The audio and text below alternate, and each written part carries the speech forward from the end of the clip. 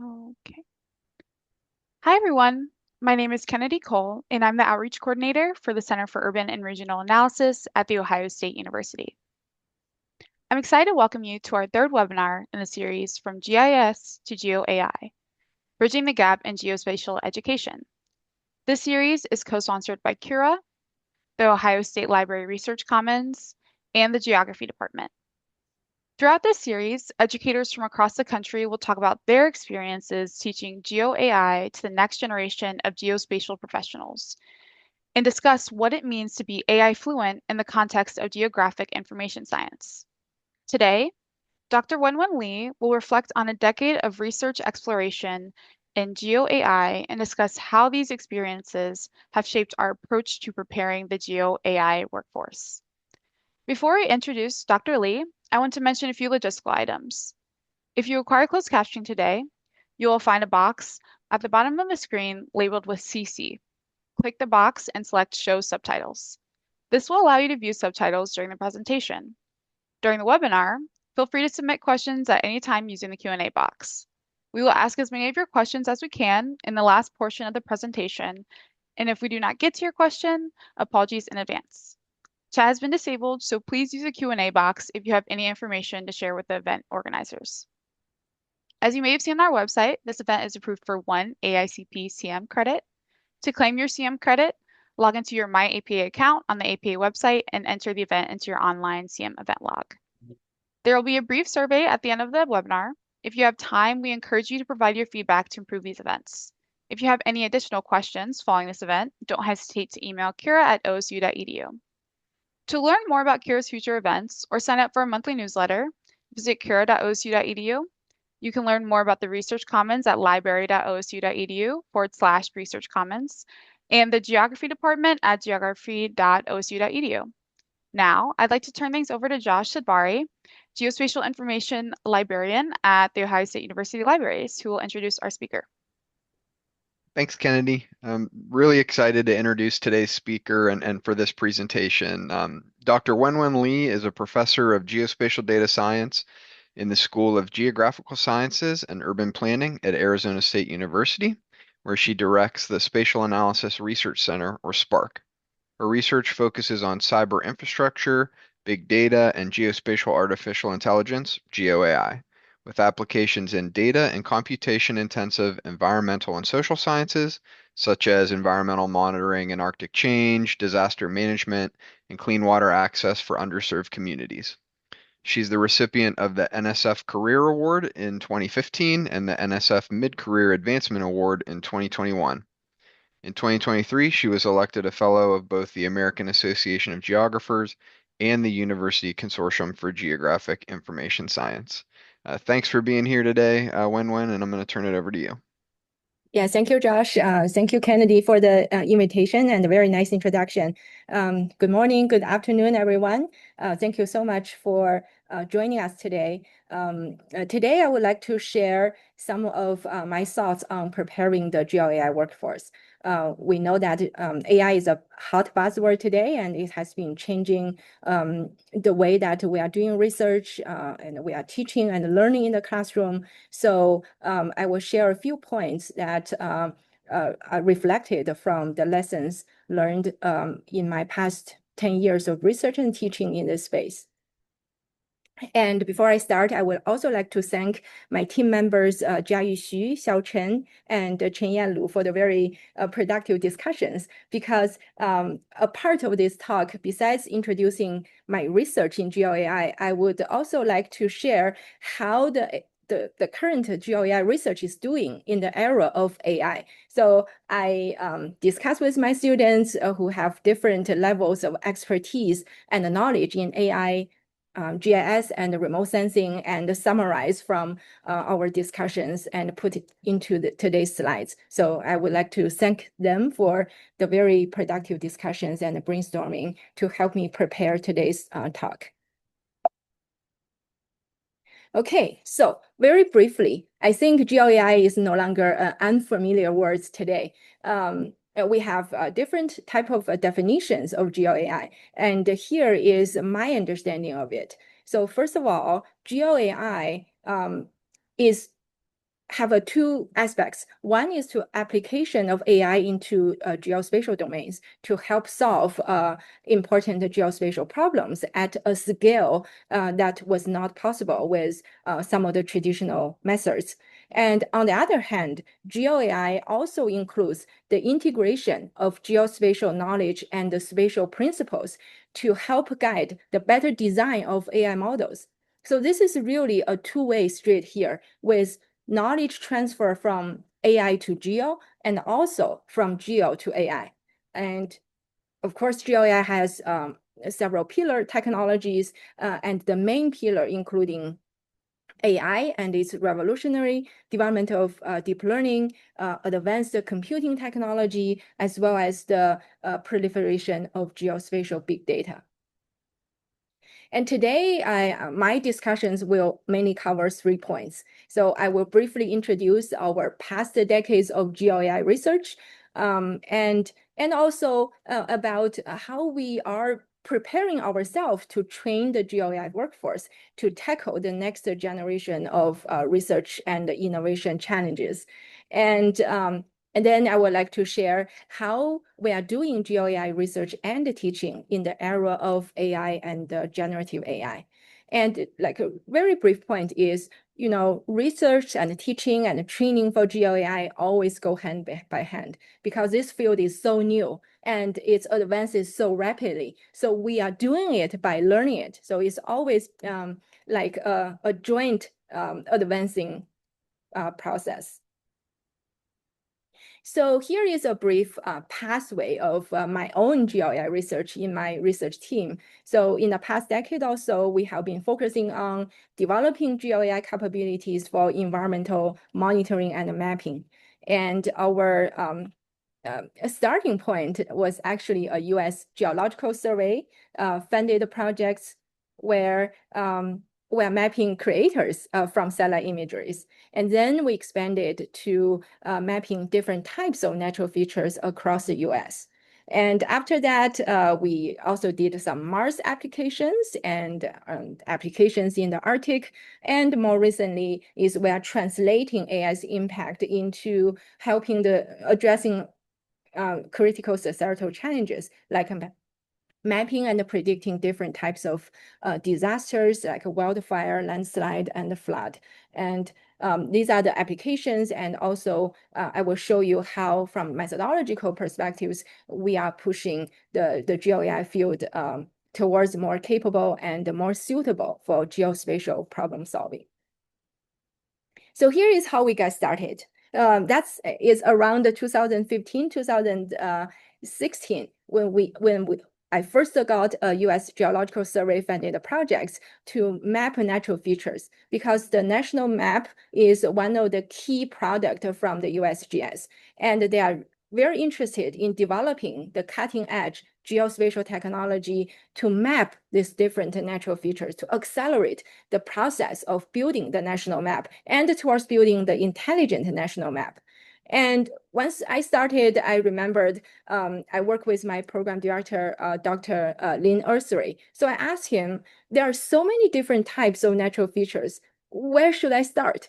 And then he made a suggestion. He said, hey, what about you start from mapping meteor crater? So it's in Arizona, and it's one of the best preserved impact site on Earth. And it's relatively easy to detect, right? It doesn't have a lot of vegetations and a complex landscape. So how about you start from there? And said, okay, the challenge is taken.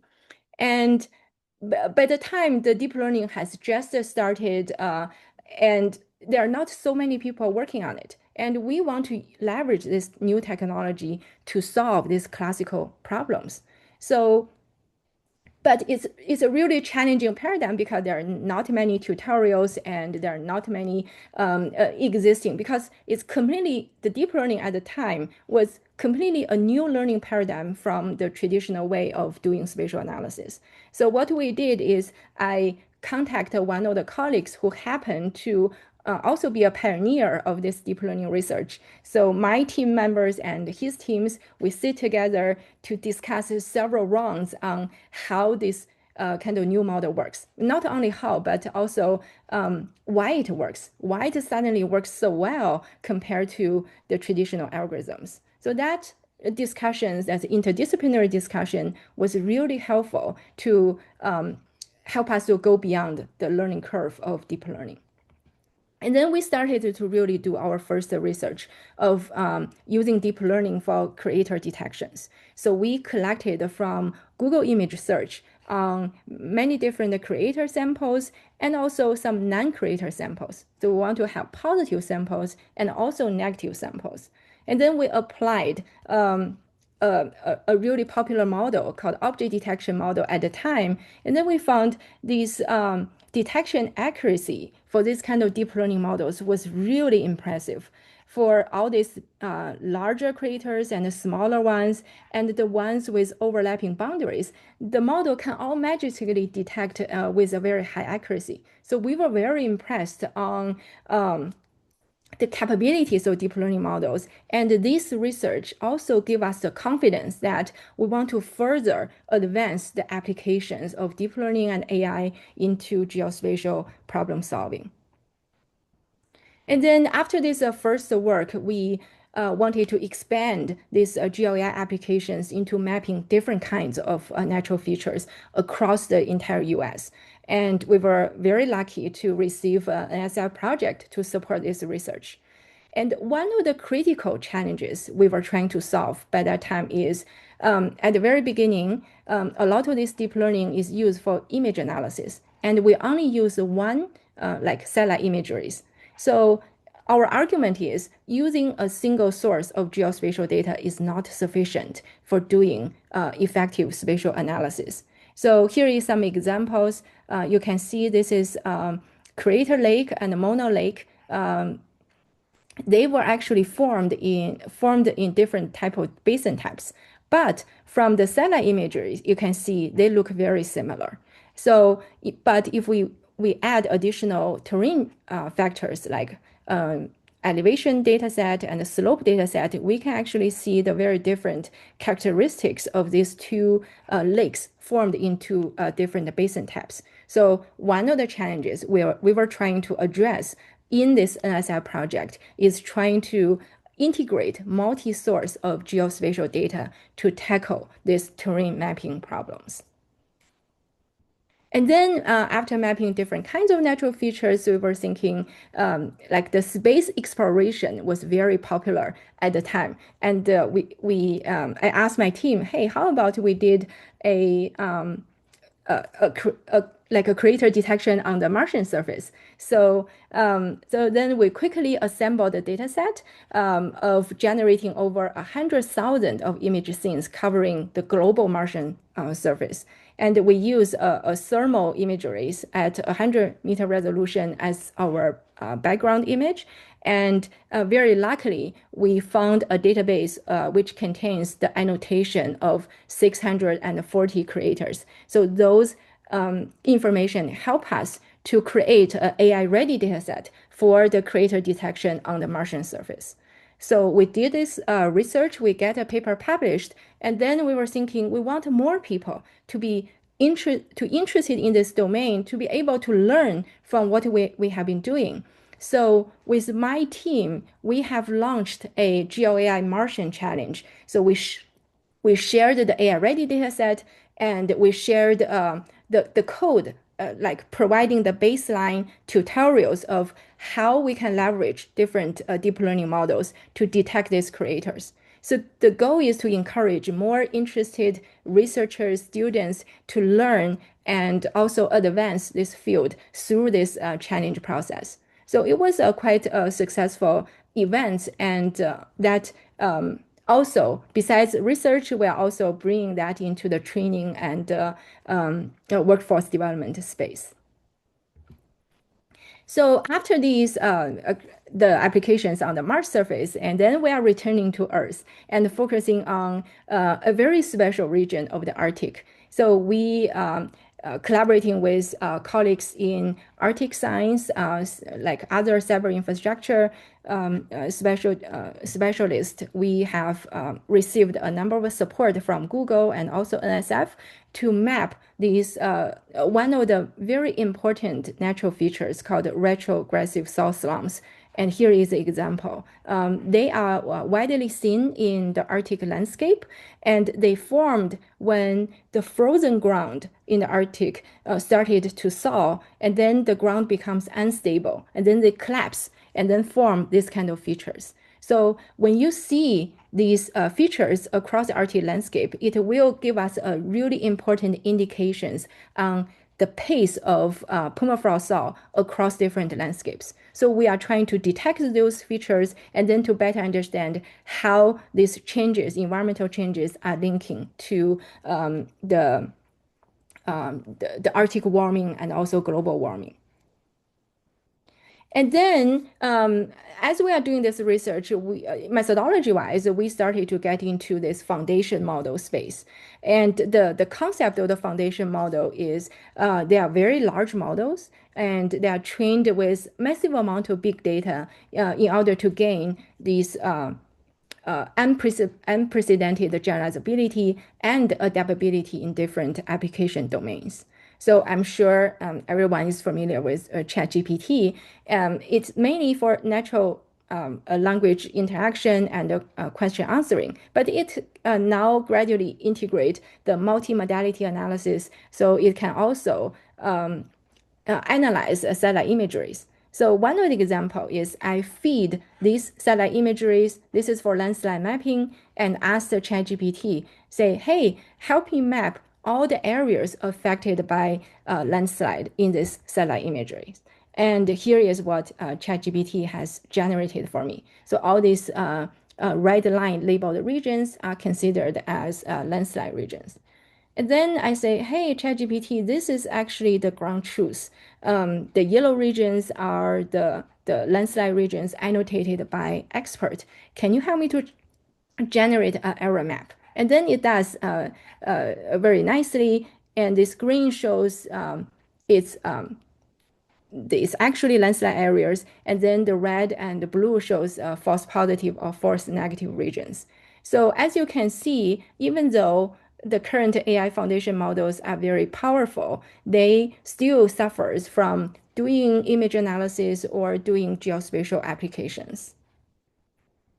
And then if we take a look at AI foundation models from the geospatial domains, and mainly for image analysis, the Meta in 2023, they have released a model called the segment anything model, the SAM model, which is a brand new ideas of a new model that can cut out any objects in any image with a single click. So I think this is a very interesting and quite a significant advance in image analysis domain.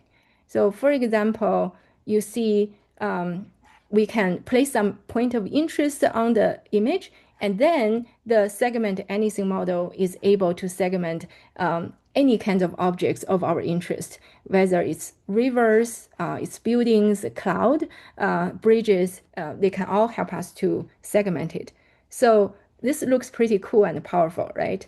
And having saw these advances in the big tech domain, in the general purpose image analysis, so that make us wondering how well they do in terms of mapping important terrain features. And especially in this case, we are testing their capabilities for mapping this retrogressive salt slumps in the Arctic landscape. And this is on the left-hand side, it shows the expert annotated salt slump regions.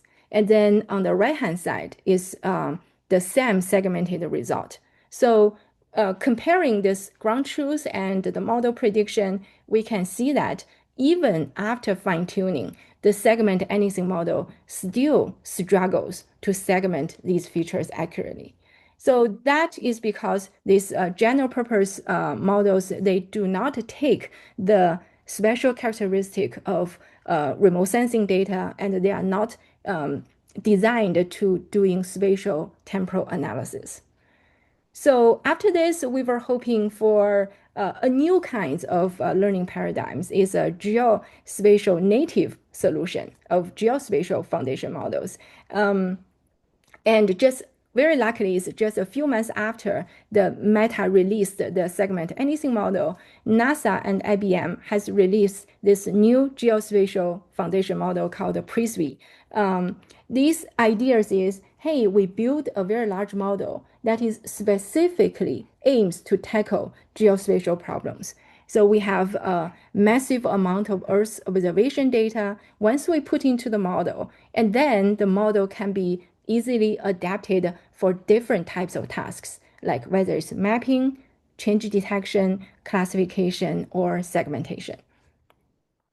And very luckily, my team has been invited to join the PRISVI EO 2.0 that together with 13 international organizations, we are developing these geospatial foundation models as well as their downstream applications in landslide mapping, in land use and land cover change detections, in biomass estimations to jointly advance this geospatial foundation model work. And foundation models is like at this moment a quite advanced model architecture for solving different problems. And after this, that also makes us to continue moving. If we want to continue moving the GeoAI research space forward, we want to go beyond the current learning paradigms of geospatial foundation models. So there are several areas of directions that we have been following. The first one is the multimodal modeling. So we know that for Earth observation, there are different types of data. Like optical, they are really good at capturing different colors and the landscapes. And some of these SAR data, they can penetrate cloud.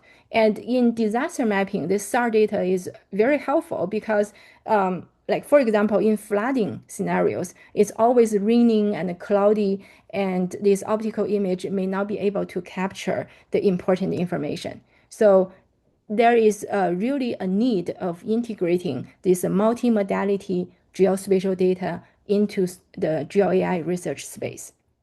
Oh, and here I showed just a few examples.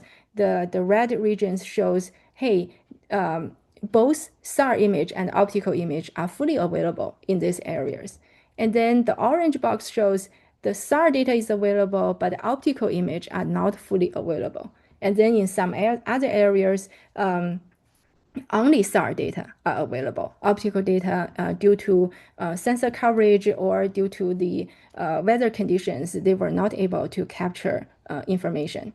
So in order to do the multimodal modeling, one of our solution is we want to really consider the data availability and the data quality into the modeling process instead of just fuse this different data set. Because without considering the data quality and also the data availability, when you fuse the bad quality data with good quality data and consider them equally weighted, the result may not be as good as when we carefully determine which data source or which data modality we want to use based on their quality. So this is a solution we developed called the SMAGNet, which just considers different modality quality into this GeoAI learning space.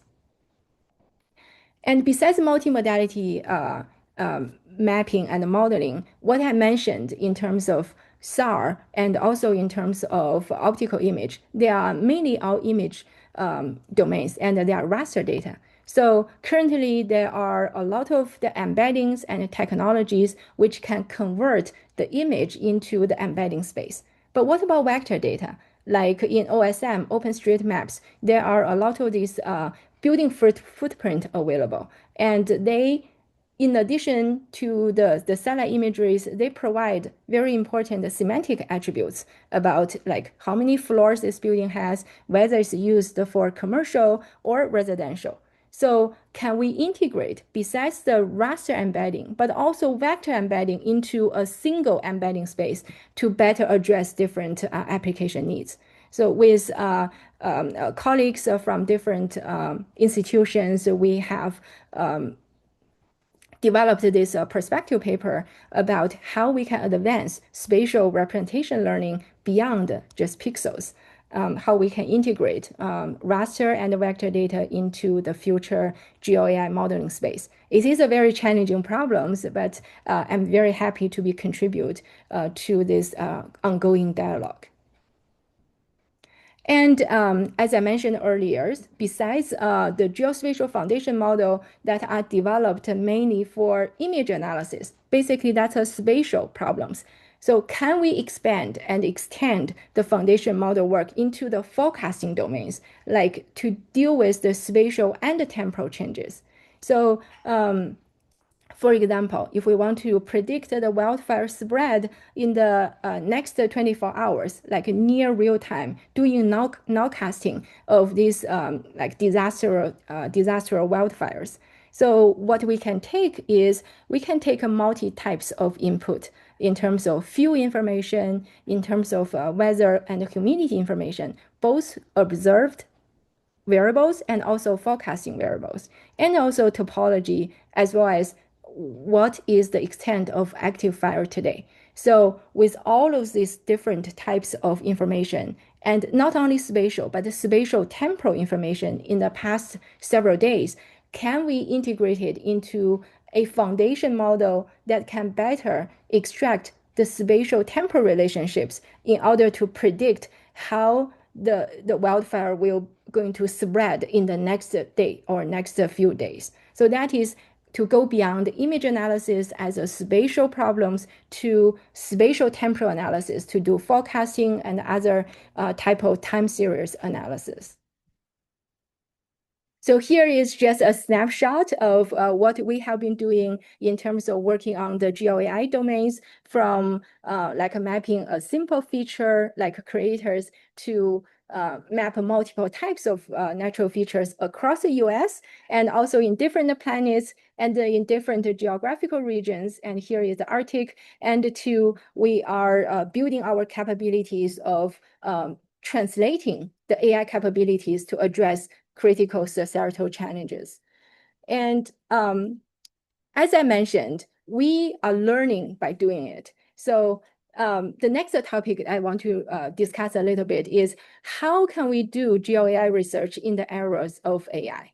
Right now is the coding space, like the coding paradigm is called web coding. Instead of writing the code and build AI models line by line, we can just prompt the AI models to generate the code for us. So in terms of data processing, visualization, the AI model workflow, the web coding can all do that for us. And what about the prior to web coding? So what do we need to learn? What capabilities and skills we need to learn in order to do AI research or more even advanced GeoAI research? So for example, we need to know programming, right? We need to know Python is a very popular language. So a lot of these in our programs, Python programming is a required course for the students. And then we also need to understand the AI and the deep learning from the concept and the algorithm perspectives. So what are the key concepts and how does each model works? And how do we train the models? How do we prepare the training data? What are the training schemes in order to make the model well trained? And how can we observe the training process to make sure that the model is doing the job it is supposed to doing? So for example, how can we avoid overfitting? So all of these important concepts and theories are what we need to learn before we do any GeoAI research. And also, this is an example. So for any of the deep learning models, it's always contain data. We need to organize and load the data into the model. And we need to define the loss function, which is our objective. What kind of objective we want to achieve and how we are going to optimize this learning and inference process. And then from the software development perspectives, we need to understand the building blocks of different deep learning packages. We use PyTorch or other kind of platforms. They are always encapsulate these deep learning models into different building blocks. So we need to understand how architecturally they are structuring this deep learning model so can help us to build our own. And what others is we need to be able to learn line by line by coding. We need to be able to do it ourselves instead of ask AI to do it for us. And we want to do coding and line by line, so we know what each line is doing. And then we also need to be able to debug the code once there are some errors occurs. So that is how before web coding, our students are being trained in order to do AI research. But now, in the eras of AI or generative AI, there are many different ways of doing that. AI can already take over a lot of these like research process for us. So what I did in terms of preparing for today's slides is I chat with several of my team members, and they have different personas, like different levels of AI and computing and the GIS capabilities. So my first team mate is persona 1. So they have computer science background and has very strong coding skills, AI engineering, and software engineering. So they started to learn all of this AI modeling and coding prior to when web coding has developed. And then the second team member, the second persona is they have strong GIScience and remote sensing background and also very fluent in coding and have a good experience in developing AI models line by line. So they know how to write it from scratch. And then the third persona is they have a strong GIS and a spatial analysis background, fluent in Python coding, but with limited experience in developing AI models. So now, if we focus on persona 3, and we did experiments about to answer how much do I need to know AI in order to do AI research. And here we set a goal for the persona 3. So we want to develop AI models for landslide mapping using satellite imageries. So this is a persona, and then this is the AI agent, which can help us to address that goal. And here is a user. We have a GIS analyst who know only the basics of deep learnings, but they never build a model by themselves. And they know Python programming, so they want to use AI to build a reliable deep learning algorithms to map a landslide. So that is a goal. And then AI is to help answer all the questions and based on the prompts to achieve the goal. So we first tested with the ChatGPT to ask the ChatGPT to write a deep learning models to detect a landslide from Sentinel-2 images. And here is the prompts. Say, hey, I have a landslide data set, which is this name. It's called landslide reference data. It's a Sentinel-2 image based. And this folder contains all the information that you need like original image scenes, reference data, and vector annotations. And this structure will help generating the machine learning workflow, spatial analysis, and then menu inspection. So these are the contexts that we set for ChatGPT in order to do coding for us. And then the persona asks, hey, give me an example of using a UNet model. I know a UNet model, but even though I never personally developed it. So give me an example of using UNet model to segment landslide based on this data set I provide. So how does ChatGPT works is we provide, the persona provides the ChatGPT this prompt and also gives the requirements. And then ChatGPT or other AI agent, they can just generate the code for us. And after generating the code, then the persona wonders, shall I use that directly? Because I haven't had experience of writing any deep learning code from scratch. So should I start from some other simpler models? Should I find some reference code on the internet? Or shall I just use the code that you shared with me? And then ChatGPT confidently replies saying, hey, use my code provided above. And we started from simple, and then we can grow. And gradually, I will help you to solve the problem. You say, okay. So the persona does use the code that ChatGPT provided and train the model and then ask the model to make predictions on the land side. So, and then they found the result was really bad. Here is a ground truth, right? These white regions are the landslide regions. And then the prediction, as you can see, almost like for all of these three images, the model almost did all incorrect prediction. None of them is correct. And then the persona chatted with ChatGPT saying, hey, the prediction results are not very good. The accuracy is very low. The IOU, the intersection of union metrics is only about 10% of accuracy. And you see the training loss. I saw it. Thank you for visualizing that for me, but it doesn't look very stable. And I don't know what is wrong. Can you tell me what is wrong? Why the model just didn't performs as we expected it to do? And then, ChatGPT, no matter what question you ask, they will always provide you an answer.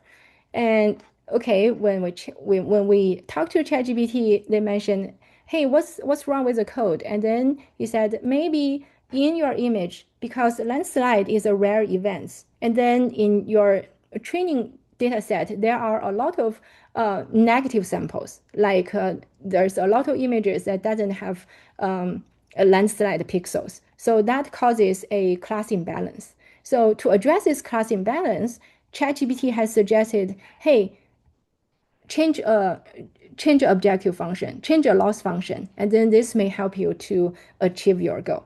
So the persona has analyzed the ChatGPT's response. He considered, yes, my data set does have many samples that only have like no landslide pixels at all, or just a very small portion of the pixels are landslide pixels. So these are the ground truth samples. And they consider the ChatGPT suggestion makes sense. So now let's doing the revision, and then the persona has followed the ChatGPT suggestion in terms of debugging, and change the loss function, and change how the training works. And after many rounds, the prediction result is still not good. And then the persona thought, hey, maybe ChatGPT couldn't help me to identify the problem. What about if we switch to another coding agent like Cloud? And again, they are doing the same thing. They ask the Cloud, hey, I have this code and I have the result like this. Please revise the code to help me identify the problems. And then Cloud again try to identify problems and then provide different ways of solutions. But the problem remains. So then at the end of the day, the persona decided to debug the code with a GeoAI researcher who has the actual experience in AI model development and also who has the domain knowledge in terms of understanding landslide as a domain and also understanding the data characteristics, like the remote sensing image that being prepared for landslide mapping. And then they identify the problem, which is during the data normalization process, which is a very important steps in the deep learning models. They found the way to normalize the data is really depends on the data characteristics. And deep learning models can do a general way of normalization, but because they are not familiar with the actual data characteristic, so they cannot easily identify this kind of data problems in this coding process. So after like debugging the code with the GeoAI researchers, the persona finally was able to get the problem solved. So as we can see from this example, this kind of generative AI tools are very helpful. So they can generate a lot of these code for us if we give them instructions, but at the same time, debugging will be a challenge. And debugging will be a challenge for AI and also the challenge for the persona who doesn't have the thorough training from coding, from the AI concepts, from building the AI models by themselves. So it's hard for them to identify what is wrong. So a lot of these interactions with ChatGPT has go all different directions, but they cannot just go to find the critical problems to solve it as when the persona debug the code with a GeoAI researcher who has followed the essential training in order to do GeoAI research. So here is just an example that I want to provide.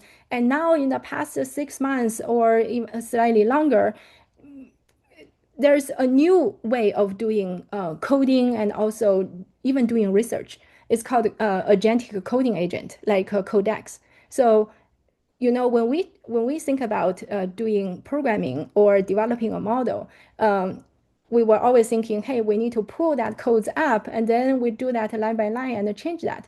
But now we can do coding with this assistance of the coding agent without even seeing the code. We just provide a natural language a prompt, and then they can generate the entire workflow for us. They can do visualization, they can process the data, organize the code, doing the training. So the agent is really flexibly address a lot of these questions.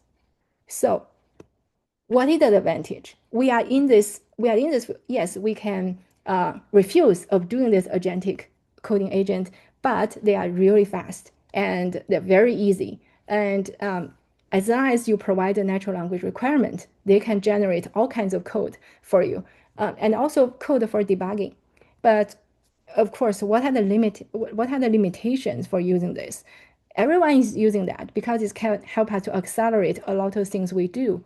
But a significant limitation is the key design step in terms of doing research, in terms of developing a model, is skipped at this moment because we only need to provide an AI model a goal. I want to do segmentation. I want to do super pixel clustering. And then they will just write the code based on our data set for us. So we have skipped these very important design steps. And we don't know whether we don't brainstorm. We don't need to brainstorm.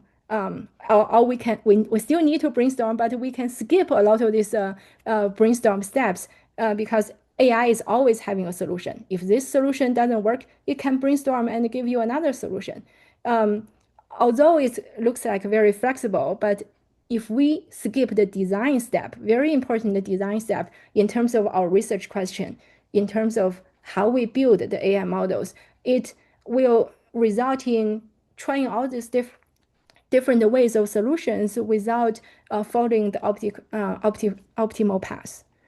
And also, a lot of these essential learning steps required for gaining GeoAI skills are also skipped. As I mentioned, prior to web coding, we need to learn step by step from coding to models, to model building, to debugging by ourselves, to line coding by ourselves. And now all of these learning steps can be skipped. You have a goal, and then the AI agent could generate very comprehensive like coding workspace for you. And what is even more concerning is a lot of these validation steps may be skipped. So AI, when it's generated a lot of these code, how can you validate these how can you validate that each of these important components are worked? So I checked with the other two personas, like I mentioned, they too have more advanced AI skills. One says, hey, what we can do is we just look at the result. We look at input and look at the result. If the AI models provides relatively reasonable result, we will consider it, the code is generated correctly. Or more advanced validation is we design a lot of the edge cases to see under those scenarios whether the AI, the code AI generated could still give us the reasonable result. But designing this validation, it still requires a lot of the domain knowledge. And if we skip that steps, and then the code may generate a lot of the fatal errors. So in production, in big tech, it is already happening. So we saw the agentic coding agent has accelerated significantly the software engineering process, but at the same time, it has causing a lot of the issues because they have all the credentials of like a human beings. So if they delete a production database, that will cause the whole product to crash. So these are really important concerns. And what about doing research? So we can use AI to generate the research and the findings looks reasonable, but we still cannot ensure that it's all reliable results in our research and findings. So just as a quick summary from what I consider, doing GeoAI research in the area of AI, we still need systematic training in computational and spatial skills. As I mentioned, programming is critical. Understanding the AI algorithms and the fundamental concepts are critical. Understand from software building perspectives of the deep learning frameworks are critical. Having the ability to do line-by-line coding so we know what each line of the code in our project is doing, and also the ability to debug ourselves remains very important. And in addition, I think for doing GeoAI research, we still need to understand the problem domain. The AI can write a general code, but they may or may not be able to address these specific challenges. Like I mentioned, for Persona 3, AI models write the code for them and help them to debug all of these suggestions AI models provides seems to be reasonable, but they still cannot get into deep about the data characteristics and the very important concept in the problem domains. So we need to understand the data characteristics. Of course, we need to understand spatial principles so we can better guide our experiments and also our model design.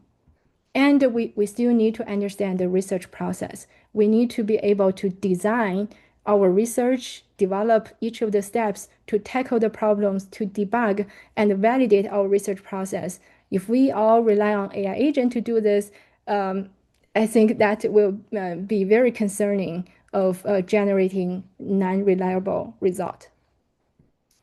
So just as a quick summary, yes, AI has been advancing so fast and it has accelerated in so many areas, not just for building AI models, so many areas in our research process. But I think it couldn't be more important today to conduct responsible research as a researcher and also as an educator. So what we did in the past is besides advancing the GeoAI research ourselves, we are also trying to build the capacities through different training activities, like supervision of graduate students and early career postdocs to do GeoAI research is critical. And also through NSF funding, we have these several training projects where we develop online books for AI-based analysis and in-person workshop, webinars, we do the recording. So all of the people, even though they are not here, they can also watch the recording. And we design these different GeoAI challenges to help interested researchers to learn this new space using like a challenge, a creative way of learning. And like again, workshops. This is the May 2016 workshop that we did on ASU campus, training different researchers about geospatial foundation model for landslide mapping. It has drawn a lot of interest from 9 different units across campus to join us in terms of learning to build the AI model. So definitely the interest is there. And we also need to increase the capacity, our training capacity in order to foster this very important workforce for fostering the next generations of research innovation.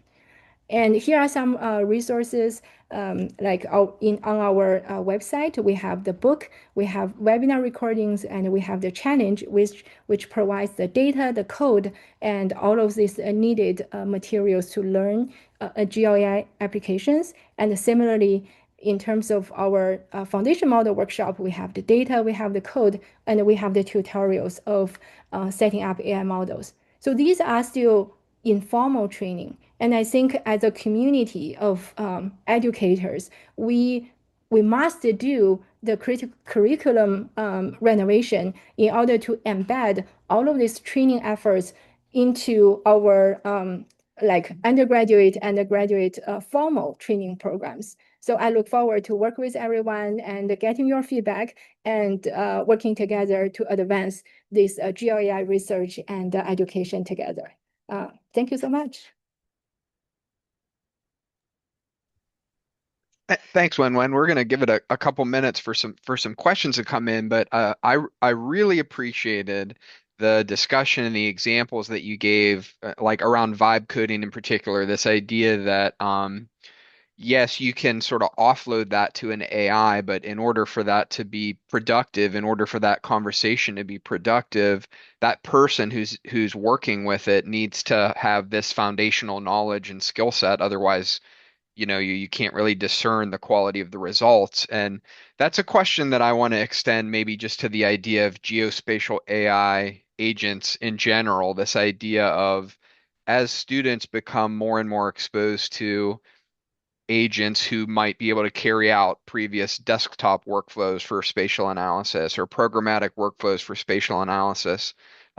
What's the right way to integrate that into the curriculum so that that necessary foundational conceptual knowledge and skill set isn't lost so that those students can be the human in the loop in evaluating what quality of results those agents are producing for them? Yes, I think as I mentioned, so in my team we have different students trained with different backgrounds and with different skills levels.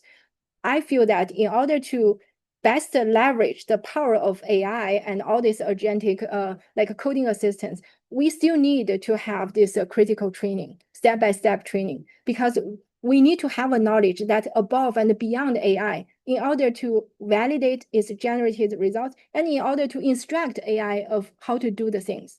Only if we have the knowledge and we have the experience of doing like AI models, then the instruction, the prompts that we can give AI could be specific and could help to generate a very important, correct and accurate code. So to answer your question, I think all of these training that that I mentioned in terms of doing AI model development, we still need to incorporate all of them in our curriculum. But at the same time, in addition, after finishing all these fundamentals in terms of concept and in terms of skills, and then we can add also what are the latest like web coding skills. So in order to help this, they can see the difference. Maybe we can have a web coding at the beginning without the students gaining essential spatial analysis knowledge yet, and a web coding sessions after they have finished all this training. They will immediately see the difference in terms of the outcome. So it will be an interesting experiment for us as educators to do in terms of giving this web coding sessions at the like entry level freshman or the sophomore freshman levels, and also students when they are more advanced into these programs, they will gain different perspectives in terms of how to do this effectively. Yeah, and then maybe just to build on that a little bit, and this can be based on your own experience or where you sort of see the curriculum going, but um, do you feel like the integration of some of these AI agents into GI science curricula, has that changed the way that you're evaluating student work or would expect to evaluate it, or how you're evaluating student achievement of learning outcomes? Um, that's a good question. I think our evaluation scheme will be different, like as AI continue to evolve and advance. Before we want to know, hey, whether students knows how to click, like how to find the toolbox in order to solve these problems. But in the future, I think is whether the student have the critical thinking of the problem solving skills and also the technical knowledge that is sufficient to instruct AI to solve the problem. So I think our evaluation criteria will also need to be changed a little bit. And then I'm going to ask just one more quickly, and then I'll turn it over to Kennedy for the audience question. But sort of based on your assessment of maybe the current GeoAI workforce needs, are there particular areas in the GI science curriculum where you feel like it already aligns really, really well with what the GeoAI workforce needs are there areas maybe where there is some gaps on the between the expectations, either on the curriculum side or on the workforce needs side? Oh, there are. I think we definitely want to continue to enhance and enrich our curriculum. Doing GLAI research is easy, but it's also not that easy. It depends on which areas. So I think besides the fundamentals, we also need to have different tracks. So for my team, we are very into methodological development. So the students need to have very strong computational and AI modeling skills. So if students want to follow that path, they will need, besides the AI and the spatial analysis, they also need to take many of the like AI computer science courses. And then for our students who have strong domain knowledge and want to use AI as a tools, and then we will need to offer them like how to use these tools. And from algorithm perspective, they don't need to be a AI model developer, but they need to understand the essentials in order to use that effectively. So I think it's all depends on um, the different interests and the motivation for students to learn that. But the gap is clear. It's hard to find a student who has these interdisciplinary skills in order to do cutting edge research. We have growing, this field is bigger and bigger. There are more and more talented students, but I think we need more. We need this systematic training in order to help more students, the next generation, to have the skills, because we don't want to fall behind. The AI is rapidly evolving, and we want to be kept current in terms of these technologies in our research and learning process. Yeah. Thank you. Thank you so much. I'm going to go ahead. I know we have at least one question, Kennedy, so I'll turn it over to you. Thanks, Josh. Thank you again, Dr. Lee, for the amazing presentation. It was really informative. We do have one question in the Q&A. This is an interesting question. I think actually in the center, we were just talking about this. Someone asked, what is the like commonly accepted definition of GeoAI and what is its scope? That's a good question.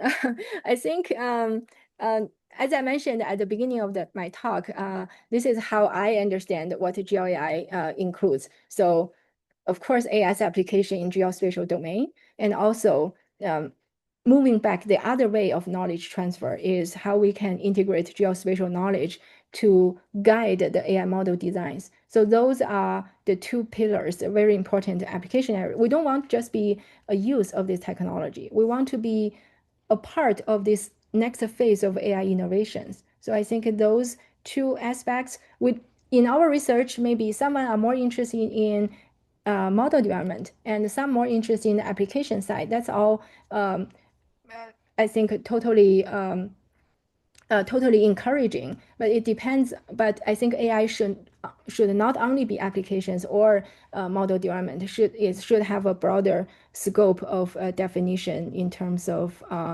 application and also innovation, and especially cross-disciplinary innovation. Good answer. Great, thank you. And the graphic is really helpful as well. I don't see any other questions in the Q&A. We're about out of time, so I'm gonna pass it back over to Josh. Yeah, thank you so much again, Wenwen, for this great presentation. And I think your takeaway about, that the responsibility we have as researchers and educators to continue to emphasize these foundational conceptual skills is super important. So thank you for leaving us with that today. I'm just gonna, for everyone else, I'm gonna say, our final webinar in the GIS to GeoAI series is Friday, August 14th from 12 to 1 p.m. That talk is titled Ethics and the Guide to GIS Education, and it'll feature Dr. Trislan Nelson, the Jack and Laura Dangerman Endowed Chair and Professor in the Department of Geography at the University of California, Santa Barbara. So we hope to see you at our final summer webinar, and thanks again for joining today. Hope you all have a great weekend. Thank you. Thank you. Bye bye.